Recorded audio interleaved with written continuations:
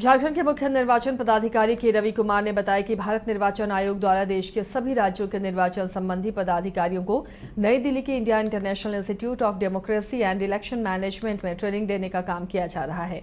झारखंड के 402 सदस्य की टीम 19 और 20 मई को आयोजित 2 दिवसीय कार्यशाला में भाग लेगी। पहले दिन मुख्य चुनाव आयुक्त ज्ञानेश कुमार के साथ बातचीत का कार्यक्रम होगा।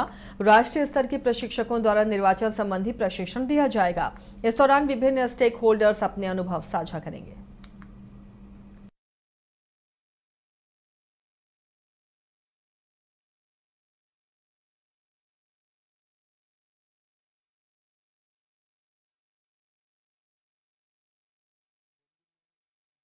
निर्वाचन आयोग द्वारा एक वो कार्यशाला आयोजन किया जा रहा है। उसमें झारखंड में पिछले 2 इलेक्शन में काम की वॉलंटियर्स, बूथ अवेयरनेस ग्रुप का सदस्य लोग वहां जाके पार्टिसिपेट करेंगे, करके अपने एक्सपीरियंस का शेयर करेंगे, ताकि झारखंड में कैसा उन लोग एक बहुत अच्छा काम किया था उसका शेयर करने के लिए।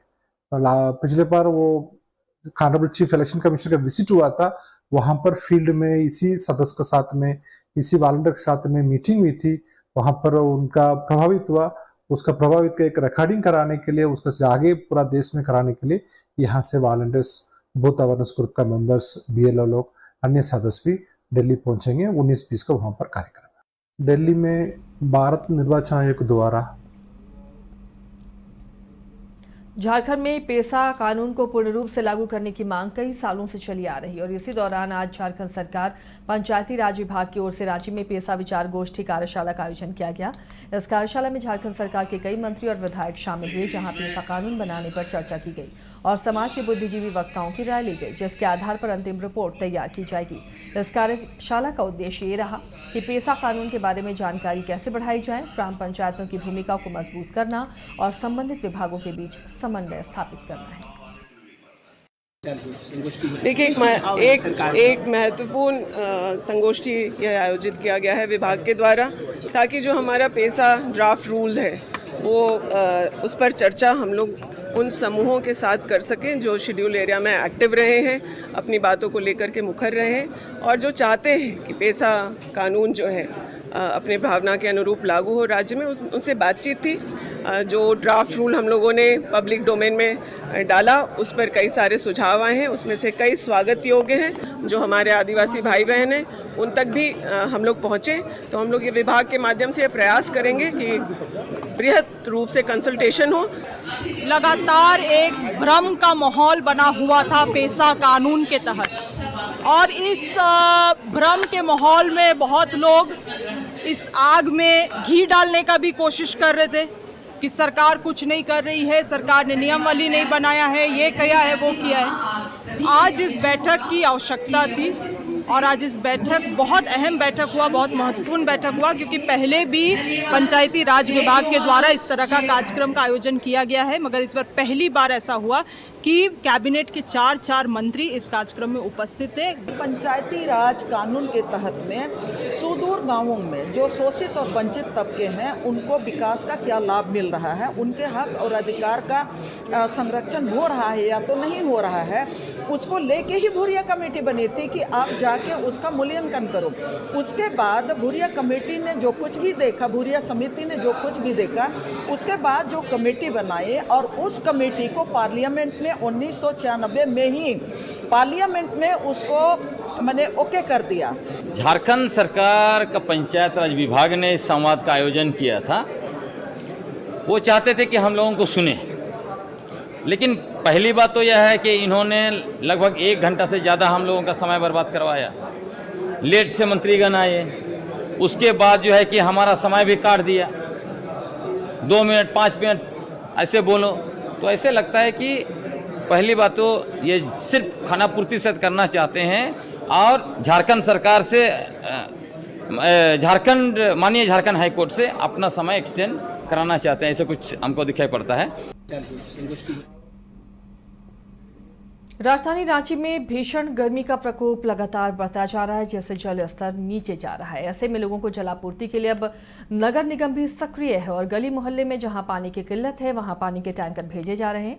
रांची के धुरवा डैम और अलग अलग जलाशयों से पानी भरकर अलग अलग वार्ड में पानी भेजा जा रहा है। रांची नगर निगम के पास 25 टैंकर हैं जो 130 से ज्यादा ट्रिप हर दिन करते हैं। निगम की तरफ से हम लोगों ने गर्मी के ऑनसेट के पहले जो दूसरी एजेंसी मेजर यहाँ वाटर सप्लाई से रिलेटेड है, पेयजल एवं स्वच्छता विभाग के जो अलग अलग प्रमंडल हैं, तो उन तीनों प्रमंडलों के साथ में बैठक करके और लास्ट के 2-3 सालों में किन क्षेत्रों में पानी की समस्या विशेष रूप से गर्मी में रही है, हमारे जो एग्जिस्टिंग वाटर सप्लाई के संसाधन हैं, चाहे वो पाइप ड्रिंकिंग वाटर सप्लाई का जो सिस्टम हो, HYDT और मिनी HYDT जो लगे हैं, और उनके अलावा आवश्यकता आधारित जहाँ हम लोग टैंकर्स वगैरह देते हैं, तो उनकी क्या आवश्यकता है, क्या उपलब्धता है, फील्ड से जो शिकायतें या डिमांड लोगों की आई हैं, तो उनको एक मैपिंग की हम लोगों ने गर्मी की शुरुआत में मार्च महीने में ही किया था और उसके आलोक में रिसोर्स लोकेशन अलग अलग क्षेत्रों में कि कहाँ कितने टैंकर्स की आवश्यकता है। रॉ वाटर चूँकि हम लोगों को ट्रीटमेंट के बाद, रॉ तो नहीं, ट्रीटमेंट के बाद जो पानी मिलता है, चूँकि हाउस कनेक्शन की जिम्मेदारी निगम की है और पानी सप्लाई का कार्य जो अभी है रांची नगर निगम क्षेत्र में वो प्रमंडल के द्वारा किया जा रहा है। तो अगर उनके किसी सप्लाई लाइन में कोई ब्रेकडाउन होता है या कोई और इशू है तो उसकी भी सूचना हम लोगों को प्राप्त होती है, तो उनके साथ समन्वय करके समय से वो रिस्टोर हो ताकि लोगों को दिक्कत नहीं हो। देवघर के मोहनपुर स्थित जमुनिया राजकीय उत्क्रमित उच्च विद्यालय में मिड डे मील खाने से स्कूली बच्चों की तबीयत बिगड़ गई। बच्चों में उल्टी और पेट दर्द की शिकायत है। आनन फानन में सभी बच्चों को मोहनपुर स्वास्थ्य केंद्र ले जाया गया, जहां से मामले की गंभीरता को देखते हुए देवघर सदर अस्पताल में उन्हें रेफर किया गया, जहां बच्चों का अब इलाज चल रहा है। फिलहाल सभी बच्चों की स्थिति स्थिर बताई जा रही है। स्कूल से आया, बोला कि मम्मी गला दर्द कर रहा है और पेट दर्द कर रहा है। तो बोला क्या हुआ?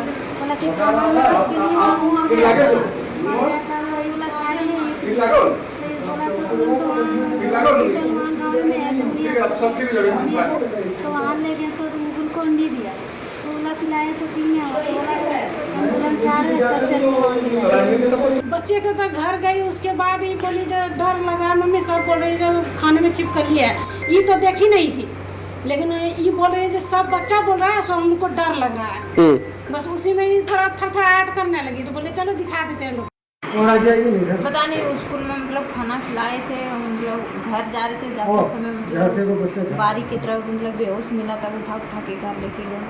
मोहनपुर स्कूल से करीबन 42 बच्चे, मतलब ऐसा सूचना मिला था कि वहाँ खाने में कुछ गड़बड़ी है और उनसे 42 बच्चे यहाँ लाए गए थे सदर अस्पताल में और 42 में सारे के सारे बच्चे जो हॉस्पिटल आए हैं वो सब स्टेबल हैं और उनको अंडर ऑब्जर्वेशन, जो प्राथमिक उपचार करने के बाद अंडर ऑब्जर्वेशन के लिए रखा गया है। थोड़ी देर में ठीक लगेगा तो हमको छुट्टी कर दिया जाएगा। बच्चे स्कूल से आया, बोला कि मम्मी गला दर्द कर रहा है और पेट दर्द कर। अनवर कांग्रेस पार्टी के प्रदेश कार्यकारी अध्यक्ष धनबाद पहुंचे, जहां उन्होंने संगठन की मजबूती और विस्तार पर चर्चा की। इस दौरान उन्होंने पिछले विधानसभा चुनाव में पार्टी की हार पर भी चर्चा की और बाघमारा, धनबाद और झरिया के प्रत्याशियों से फीडबैक लिया। समीक्षा के बाद रिपोर्ट प्रदेश अध्यक्ष को सौंपी जाएगी। शहजादा अनवर ने कहा कि संगठन को मजबूत करने के लिए लगातार पार्टी कार्यकर्ताओं के साथ रायशुमारी की जा रही है। 15 जुलाई तक कमेटी का पूर्ण गठन कार्य पूरा करने का लक्ष्य है, जिसमें निष्क्रिय पदाधिकारियों को हटाया जाएगा। शहजादा अनवर ने एमपी के एक मंत्री की भारतीय सेना के कर्नल सूफिया कुरैशी को लेकर दिए गए आपत्तिजनक टिप्पणी पर बीजेपी पर बड़ा हमला भी बोला। ये ऑर्गेनाइजेशनल एक्सरसाइज है। प्रदेश कांग्रेस कमेटी के अध्यक्ष और हमारे जो माननीय प्रभारी और सह प्रभारी है, उनके निर्देश पर जो है यहाँ पर आना हुआ। सांगठनिक कुछ दायित्व जो है मिला हुआ है। हमारे साथ में और 2 माननीय सदस्य बलजीत सिंह बेदी जी और राजेंद्र प्रताप देव जी, वो भी आए हैं।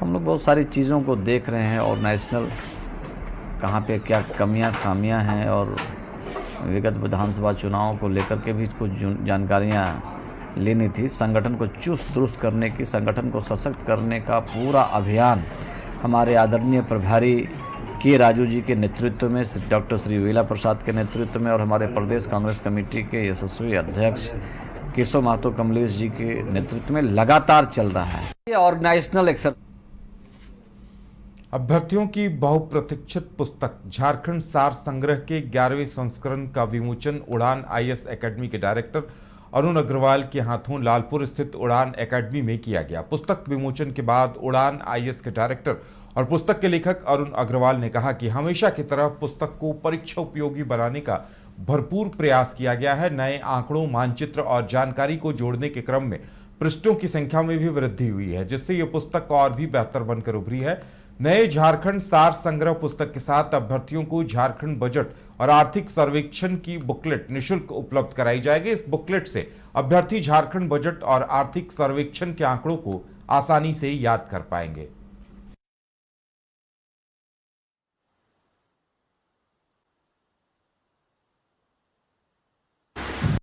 हमारे राज्य में विभिन्न प्रतियोगी परीक्षाओं की जो परीक्षाएं होती हैं उसको कंडक्ट करने वाली दो संस्थाएं हैं, JPSC और JSSC। दोनों संस्थाओं के द्वारा विभिन्न परीक्षाएं आयोजित की जाती हैं, जिसमें JPSC की सिविल सेवा की परीक्षा सबसे प्रमुख है और JSSC के द्वारा CGL की परीक्षा, दरोगा की परीक्षा, ऐसी तमाम परीक्षाएं हैं। तो उन दोनों परीक्षाओं जो JPSC के द्वारा होती है और JSSC के द्वारा जो तमाम परीक्षाएं होती हैं उसमें निश्चित रूप से झारखंड राज्य से संबंधित सामान्य ज्ञान के बहुत सारे प्रश्न पूछे जाते हैं। तो हम लोगों ने एक प्रयास किया है इस पुस्तक के माध्यम से कि एक पुस्तक को पढ़ के बच्चों को जो है जो झारखंड की परीक्षाओं के सिलेबस के अनुसार जो पूरी समग्र तैयारी है वो प्राप्त हो जाए, उनको किसी दूसरी पुस्तक को पढ़ने की ज़रूरत ना पड़े। ये पहली बात है कि पूरे सिलेबस को इसमें कवर किया गया है। दूसरी इंपॉर्टेंट बात यह है कि इसमें जो कंटेंट हम लोगों ने रखे हैं उस कंटेंट को ऑथेंटिसिटी देने के लिए, क्योंकि कई बार क्या होता है डेटा में बहुत कन्फ्यूज़न होता है, तो हम लोगों ने कोशिश किया है कि जो बहुत ही ऑथेंटिक सरकार के रिपोर्ट्स हैं, वेबसाइट्स हैं, उनका हम इस्तेमाल करें। और जहाँ कहीं भी कोई ऐसा डेटा है जो कन्फ्यूज़न का है तो वहाँ पे हम लोगों ने सोर्स भी मेंशन किया है कि आप उसको चेक कर सकते हैं कि कहाँ से वो लिया गया, अगर कहीं पे कुछ ऐसा है तो। तीसरी इंपॉर्टेंट बात यह है कि इस पुस्तक का पूरा जो प्रेजेंटेशन है वो नोट्स की भांति है, क्योंकि मैंने अभी थोड़ी देर पहले मैंने बताया था कि मैंने पहले अपने पढ़ने के लिए नोट्स बनाए थे 4 JPSC के लिए, उसी नोट्स को किताब का रूप दिया, तो नोट्स की भांति है। तो बच्चों को अलग से झारखंड सामान्य ज्ञान के लिए नोट्स बनाने की आवश्यकता नहीं पड़ती है। चौथी इंपॉर्टेंट बात इस पुस्तक की है कि इस पुस्तक को बहुत प्रेजेंटेबल बनाया गया, मतलब आप याद कर सके पिक्चर के रूप में, डायग्राम, मैप, बहुत सारा इस पुस्तक में इस तरीके का यूज़ किया गया। मैं एक कॉपी आप सभी लोगों को अभी उपहार के तौर पे देना चाहूँगा। और पांचवी और बहुत इंपॉर्टेंट बात कि इस पुस्तक में जहाँ कहीं भी कोई इन्फॉर्मेशन है उससे संबंधित कोई भी सवाल, अगर पीछे 2000 जब झारखंड राज्य बना तब से लेके अभी तक 2025 के अभी तक जितनी भी परीक्षाएं हुई हैं उसमें कोई भी सवाल जो पूछा गया है उसका इन्फॉर्मेशन पुस्तक में जहाँ कहीं भी है उसको हम लोगों ने स्टार मार्क कर दिया है, ताकि बच्चों को पता चल सके कि इस टॉपिक से इस तरीके के सवाल पूछे गए, तो बहुत अच्छी स्ट्रैटेजी बना सकते हैं। तो ये इस पुस्तक की विशेषता है। और शायद ये वजह है कि आप अगर पता करेंगे, मैं ये खुद से मियाँ मिट्ठू बनने वाली बात नहीं है, बच्चों के बीच बात करेंगे तो पता चलेगा कि झारखंड राज्य में सबसे लोकप्रिय पुस्तक है। और हम लोगों की जो कॉपीज़ बिकती है उसके आधार पर मैं कह सकता हूँ कि अभी जैसे पुस्तक का अभी छप के आया है, हम लोगों ने 20,000 कॉपी छपवाई है, लेकिन वो शॉर्ट हो गया, कल रात में आया है और आज उसकी शॉर्टेज हो गई, दुकानों में चला गया, सब जगह पे उसकी डिमांड है।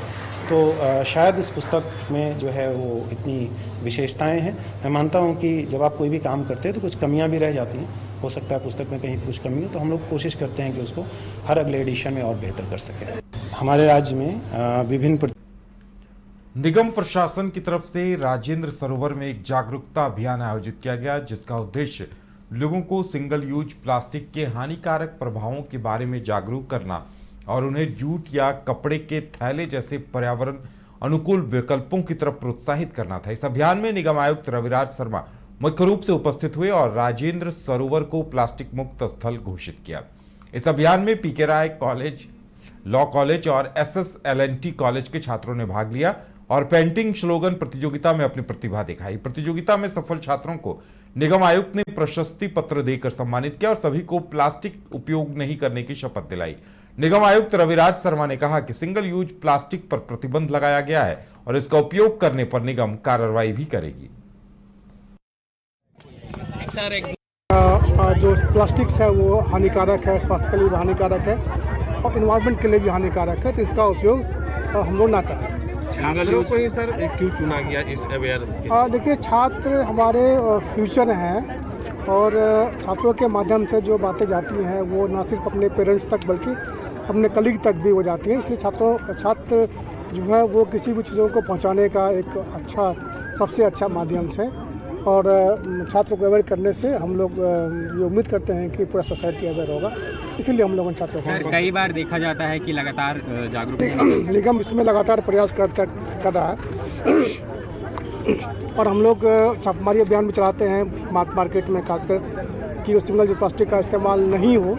हमें जस्ट कल ही पता चला था कि ये प्रोग्राम होने वाला है। हमने एक दिन के अंदर मैंने स्लोगन और पोस्टर दोनों बनाया है। हमें बोला गया था प्लास्टिक फ्री पब्लिक प्लेसेस पे पोस्टर और बनाना, मतलब जागरूकता प्रोग्राम होने वाला है। उस हिसाब से मैंने बनाया था कि कुछ ऑफिसर्स खुद से इनिशिएटिव लेकर गंगा रिवर के किनारे को साफ करें। जैसा कि हमें पता है कि हमें पहले इनिशिएटिव वहीं से लेना चाहिए, अपने लोकल से लेना चाहिए। अब हमें घर से शुरुआत करना चाहिए। जैसे कि आजकल उन्होंने भी बोला कि हमारे घर में स्टील के बॉटल्स होते हैं, लेकिन हमें लगता है स्टील का बॉटल बाहर क्यों लेके जाएं, हैवी भी है, हम प्लास्टिक का बॉटल ही कैरी करते हैं। अभी यहाँ पे भी प्लास्टिक की बॉटल्स दिए गए थे। हमें कोशिश करना चाहिए हम उसको जहाँ तक यूज़ कर सके अवॉइड कर सके, और अगर हम यूज़ कर भी रहे हैं तो हम उसे, जैसे कि अलग अलग डस्टबिन बने होते हैं,